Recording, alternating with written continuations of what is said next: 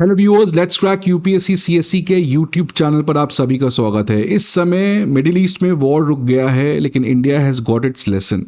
India has got its lesson that as a country of 140 crore people, as a country which aspires for becoming a Viksit Bharat by 2047, we cannot be importing 90% of our energy requirement from outside.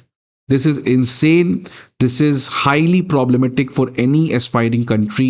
And hence आने वाले समय में energy में आत्मनिर्भरता it is not only a matter of choice, rather it is matter of necessity. और इस चीज़ को करने के लिए अब government of India is doing a lot of different things, लेकिन एक चीज़ जो बहुत एग्रेसिवली किया जा रहा है which is ethanol blended fuel. Ethanol blended fuel कि कैसे हम लोग पेट्रोल में या डीजल में इथानोल को मिक्स कर दे, जिससे हमारा पेट्रोल की जो डिमांड है वो कम हो सके। And that's why we will have to reduce the import of petrol and diesel. आपने देखा पिछले वीक बहुत सारे करंट अफेयर्स आए थे इसको लेकर, जहां पे इथानोल पेट्रोल ब्लेंडेड फ्यूल्स को प्रमोट करने के लिए जो सेंट्रल एक्साइज ड्यूटी लगाया जाता था for E22 to E30 blended fuels, वो अब हटा दिया गया है।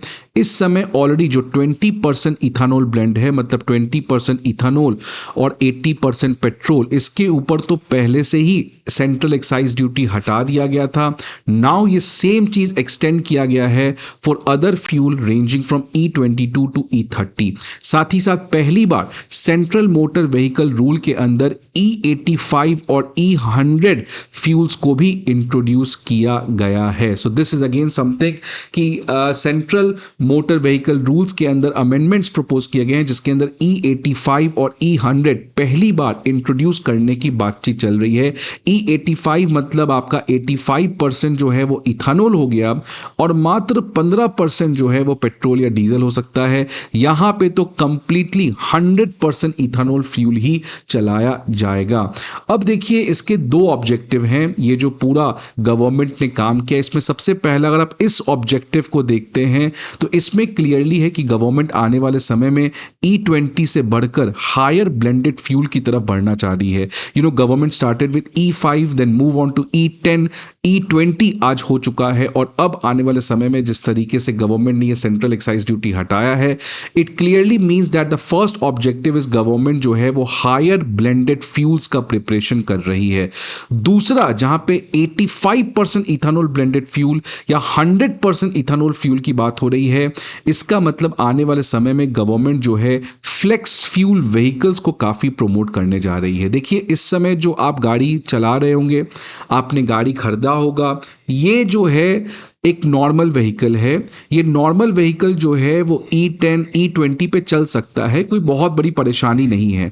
लेकिन अगर आपको एक ऐसा गाड़ी चाहिए जो E85 पे चल सके, मतलब 85% इथानोल पे चल सके विद ओनली 15% पेट्रोल, या पूरी तरीके से 100% इथानोल पे चल सके, तो वैसे केस में आप अपनी नॉर्मल एग्जिस्टिंग कार को यूज नहीं कर सकते हो।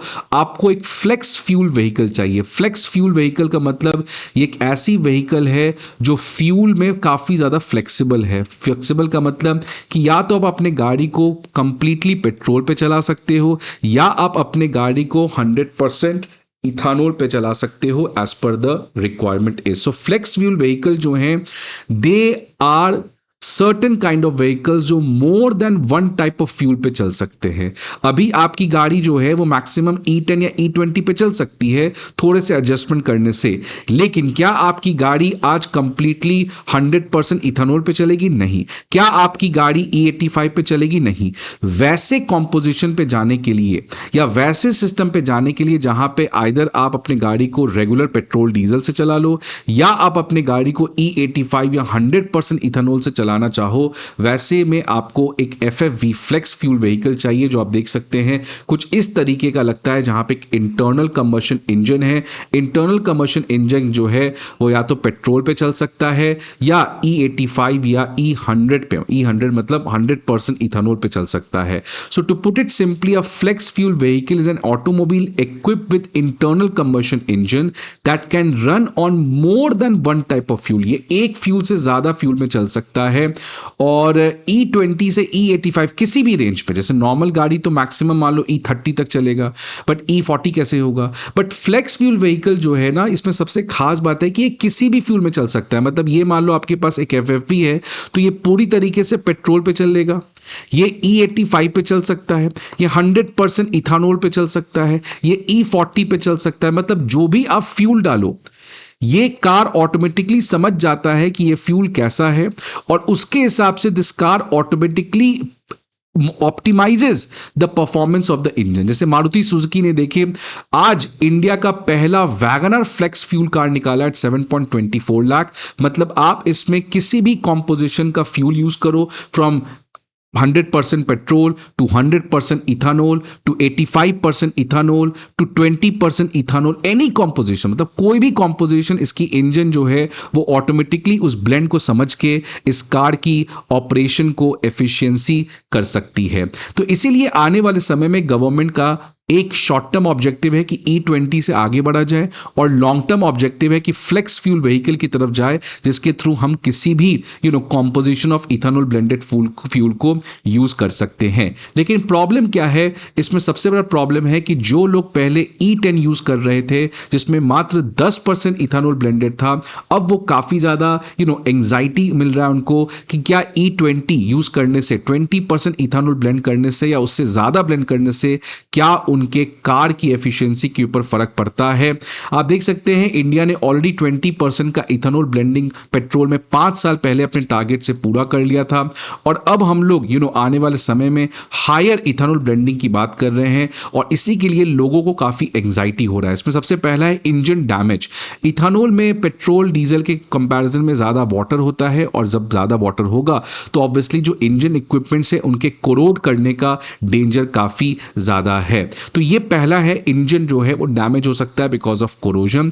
E20 और हायर इथेनॉल ब्लेंड्स को damage the parts of the internal combustion engine. दूसरा है माइलेज। बहुत लोगों का कहना है कि E10 से शिफ्ट करेंगे, अगर हम E20 पे E20 से शिफ्ट किया मैंने E20 पे, उसकी वजह से जो मेरा माइलेज है कार का वो 5 to 12% घट गया। और पेट्रोलियम मिनिस्टर ने कहा है कि नहीं, मार्जिनल डिक्लाइन होगा, कोई बहुत सिग्निफिकेंट पेट्रोल और डीजल के माइलेज में डिक्रीज नहीं होगा। और सबसे बड़ा प्रॉब्लम मेरे हिसाब से ओनली ऑप्शन मतलब अब क्या है कि अगर आप पेट्रोल पंप पे जाएंगे तो आपके पास चॉइस नहीं है कि आपको E20 फ्यूल लेना है या नॉर्मल फ्यूल लेना है, रादर जबरदस्ती आपको यही दिया जाएगा E20। So this is the problem, that there is a complete lack of choice. अगर मैं बात करूं इथेनॉल ब्लेंडेड फ्यूल दुनिया में और कहां सक्सेसफुली हुआ है, तो वो है ब्राजील में। लेकिन ब्राजील में सबसे खास बात है कि वहां पे चॉइस दिया जाता है that which kind of fuel you want to have. So vehicle owners in India currently do not have an option to choose different fuels at the petrol pump, unlike their counterparts in Brazil, a country that has successfully and structurally integrated ethanol with its automobile ecosystem. और सबसे बड़ी problem है कि यार आपने अगर E85 introduce किया, आज इंडिया में ऑलरेडी इंट्रोड्यूस हो चुका है, इसके लिए ऑब्वियसली आपको FFV चाहिए, फ्लेक्स फ्यूल व्हीकल। तो अगर आपके पास फ्लेक्स फ्यूल व्हीकल है तो आप E85 फ्यूल ले सकते हैं, लेकिन इसकी दाम देखो आप 82.12 रुपीज पर लीटर। आप 100% पेट्रोल वाला जो फ्यूल लेते हो उसकी दाम कितनी, 107, 108, 110 रुपए होगी। तो E85 से ऐसा क्या बहुत बड़ा बेनिफिट मिल गया जो गवर्नमेंट जो है वो इतना ज्यादा E85 को कर रहा है? बिकॉज ऑब्वियसली इथेनॉल का कॉस्ट तो आपको कम आना चाहिए, लेकिन इसके बावजूद 82.12 रुपीज लीटर पे लोगों का कहना है दैट एक तो आपने मेरे ऑप्शंस को बंद किया, और दूसरा कोई मुझे बहुत बड़ा बेनिफिट भी नहीं पहुंच रहा है। इग्निशन इशू, ठंड के मौसम में इथेनॉल ब्लेंडेड फ्यूल के इंजन को स्टार्ट होने में काफी टाइम लगता है बिकॉज इथेनॉल ब्लेंड की जो टेम्परेचर है बर्निंग का वो काफी ज्यादा है। So ethanol burns at a higher temperature than petrol, that's why winter के मौसम में इग्निशन इश्यूज आ सकते हैं। और बहुत लोगों का कहना है कि जो नॉर्मल कार है वो इस चीज के लिए कभी बनी भी नहीं थी, तो चलो जो नई कार आ रही है वो तो इस चीज को कर पाएगी, बट मैंने तो 5 साल पहले कार लिया था, मेरी गाड़ी की परफॉर्मेंस जो है इन चीजों की वजह से काफी ज्यादा कम हो रही है। इसलिए मुझे सिंपल है, चॉइस मिलना चाहिए ना कि अगर मेरी पुरानी गाड़ी है तो मैं अपने पुराने फ्यूल को डलवाऊं, जो नई गाड़ी है आप उसको कंपलसरी करें। But the way you are implementing it कि बैक टू बैक आप एग्रेसिव तरीके से इथेनॉल को ब्लेंड कर रहे हैं विदाउट कंसिडरिंग की what consumers want, without considering की what automakers want, without considering कि इसके क्या क्या डैमेज हो सकते हैं, तो कोई भी एनालिसिस नहीं हुआ। It's just implementing it in any how किसी भी तरीके से इसको इंप्लीमेंट करो। गवर्नमेंट का कहना है कि देखो E20 के ब्लेंड को आगे बढ़ाना पड़ेगा बिकॉज हमें इंपोर्टेड फॉसिल फ्यूल को कम करना है। और दूसरा पॉलिटिकल एंगल है, क्योंकि जो महाराष्ट्र और उत्तर प्रदेश के फार्मर्स हैं, जो शुगर केन फार्मर्स हैं, उनका कहना है कि शुगर केन की खेती में ऑलरेडी ओवर कैपेसिटी है, इसलिए जो एक्स्ट्रा शुगर केन उसको कहीं ना कहीं तो डाइवर्ट करना पड़ेगा।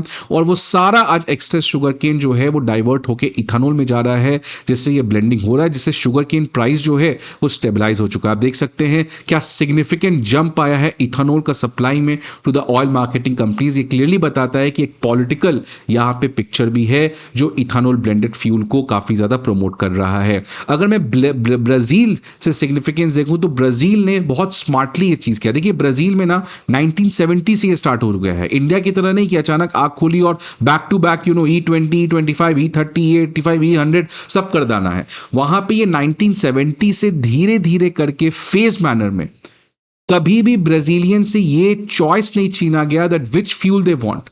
तो अगर आप किसी भी ब्राजील के पेट्रोल पंप में जाएंगे तो वहां पे एक फ्लेक्स फ्यूल व्हीकल का होगा जहां पे E85, E100 तक मिलेगा आपको, राइट। ए होगा आपका E20 मान लो, और E1 होगा आपका नॉर्मल पेट्रोल।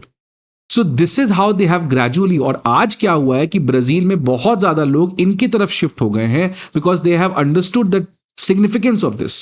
और ऐसी नई गाड़ी जो फ्लेक्स फ्यूल व्हीकल टेक्नोलॉजी पे बन रही थी, वहां पे ब्राजील की गवर्नमेंट ने काफी सब्सिडी दिया and that's why it convinced people to do that. और जब लोगों ने 10 साल गाड़ी चलाया और देखा कोई डैमेज नहीं पहुंच रहा है, so automatically people got towards this. देखिए इंडिया में यही प्रॉब्लम है, 3 फार्म बिल्स एक ले आओ, 1 नेशन 1 बिल एक ले आओ। इंडिया में the problem is that we try to do everything in hurry in order to get political mileage. We don't have a clear cut plan. We don't know how to win the trust of people. We don't consider the fact that India is a very big country. We don't have that literacy. Ethanol blended से क्या damage पहुंचता है, मैं I am not the scientist.